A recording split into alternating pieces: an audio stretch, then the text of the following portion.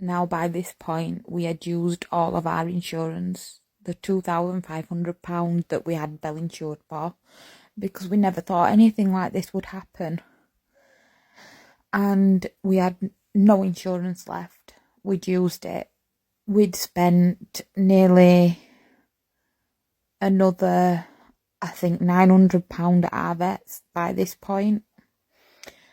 So we decided that we just needed to get her in to this specialist. It was another £1,000 on top at the specialist before we were seen. We had to put that down as a deposit, but we did it. And Belle went into the specialist on the Saturday. She had another blood transfusion with him, and he altered the way she was taking her medication. He altered the times that she was taking it. So instead of having 2 steroids, one in the morning, one in the night, she's went to having 2 in the morning.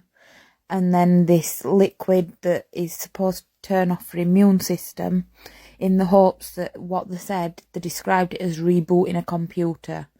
We're turning it off until she gets better, and then we'll turn it back on in the hopes that the reboot of her immune system will stop it from destroying her platelets, because she's got her white blood cells are killing her platelets in her blood.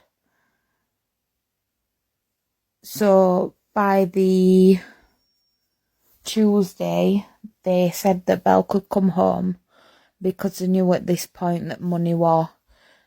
They said that she was safe to come home, she was not in the danger zone, and we'd keep giving her medication at home and taking her back for blood tests, because they knew money was a thing by this point. We'd got no insurance and we were paying out in his own pocket.